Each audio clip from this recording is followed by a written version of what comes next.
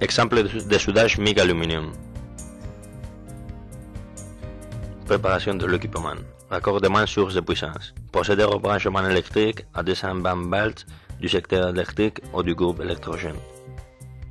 Raccordement d'accessoires de soudage. Brancher la torche de fil au connecteur héros de l'équipement et la prise de masse au pôle négatif.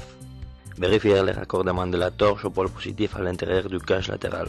Prévoir le branchement de gaz dans la partie postérieure de l'équipement et vérifier les gaz de production, en l'occurrence de l'argon pur. La pression du gaz devra être réglée entre 12 et 16 litres de minute en fonction de l'environnement de travail.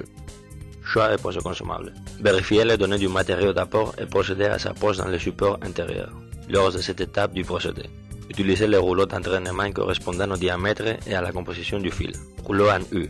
Passer le fil à l'aide du système automatique d'entraînement, la consommation de gaz est interrompue lors de cette étape du procédé, en le replaçant en cas de détérioration.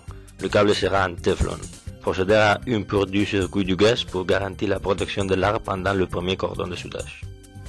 Réglage de l'équipement. Choix du procédé. Mettre le sélecteur de mode sur la position soudage MIG-MAG. Sélectionner le programme aluminium, manganèse, argon. Réglage de paramètres. Sélectionner le diamètre du fil, 1.2 mm dans ces cas. Régler la puissance de soudage en fonction de l'épaisseur de la pièce avec le commutateur frontal droit de la source de puissance. Dans notre cas, il faudra augmenter l'intensité de 20% en raison de la présence d'un angle intérieur. Corriger le facteur de tension fourni par l'équipement pour obtenir des arcs avec une plus forte tension. Les paramètres des cordons peuvent être réglés au moyen du bouton Process, appuyé pendant 2 secondes. Le sélecteur de gauche permet de naviguer parmi les options de contrôle. Celui de droite permet de les augmenter ou de les réduire. Réaliser un essai de soudage sur une tôle afin d'assurer le fonctionnement parfait de l'équipement. Puis réagir les paramètres de soudage, les cas échéants. Il faut maintenir une hauteur d'arc constante. Dans cette dernière augmente, la pénétration s'affaiblit et les projections augmentent. Il faut maintenir une distance de 10 à 20 mm entre la bûche et la pièce. Les vitesses de déplacement seront adaptées au matériau, à l'épaisseur et à l'intensité choisie. Plus la vitesse de déplacement sera élevée, plus la pénétration sera grande.